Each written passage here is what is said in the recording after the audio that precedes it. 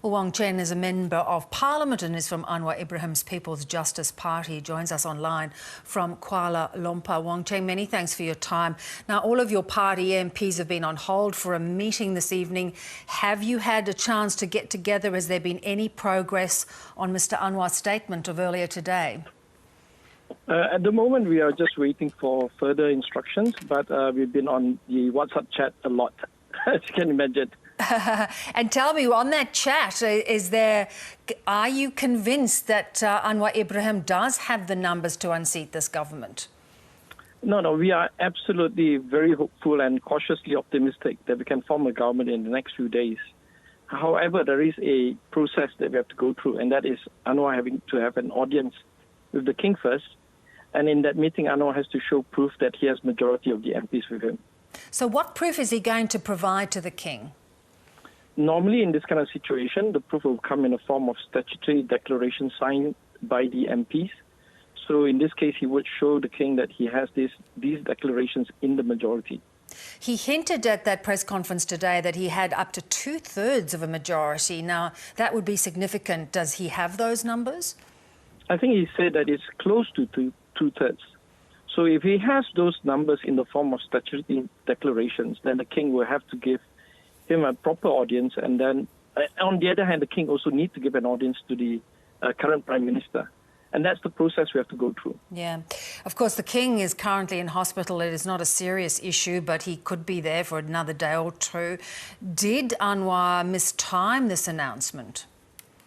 No, it's just a process. It has to be done because historically and culturally, it is kind of sensitive, and the king should be given the first option, or at least the first look into the numbers before proceeding to call either Anwar or Muhyiddin further to form a new government or not. So I think that's just a culturally sensitive thing to do. Indeed. What is the sense of whether Mr Muhyiddin will try and push for a snap poll? I don't think that's Muhyiddin's interest to have a snap poll, because his party is relatively young, and I don't think they're not that strong. And an early election will probably result to benefit UMNO and PAS more than Bersatu itself, his own party. So a snap poll is definitely not in his interest. Yes, it's just 7 months since Mr Muhyiddin's party and coalition came into government. Is there a sense of that perhaps now is Anwar Ibrahim's time? It has been a long time coming.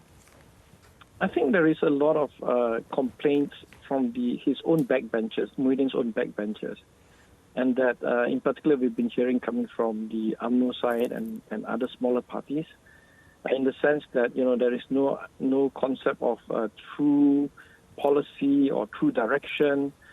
We have done quite well, Malaysia as a whole, on the COVID-19 issue, but that's because there's been zero political interference in the management of COVID-19, which is good and to the credit of the Prime Minister. But overall, there doesn't seem to be any real policy on local elections or even concepts such as economic basic issues. So I think people are getting a little bit tired and start to question. And this is where it's showing out in the form of the members of parliament at the backbench of the government. Yeah. What is your sense of timing now after the announcement today? How soon do you think Anwar might get an audience with the king? Well, we wish His Majesty a speedy recovery and hope that an audience can be granted to Anwar possibly as soon as tomorrow. If not, I think this matter should resolve itself sometime this weekend, I think, by latest. Well, I bet that WhatsApp group's going to keep very busy. Appreciate you joining. Absolutely. I wish I could jump on it. Wong Chen, good to talk. Thank you so much. Thank you. Well, Ibrahim Sufyan is the co-founder of opinion research firm Merdeka Centre, and he joins us live now from Kuala Lumpur. What an interesting day. What is your sense of Anwar Ibrahim's conviction now that he has this opportunity to form government? Well, I think there's a great deal of surprise as well as anticipation. After Anwar made the announcement this morning, and people have been trying to find out exactly how many MPs he has on his side and where will he get the additional MPs that he claims that he can form a majority.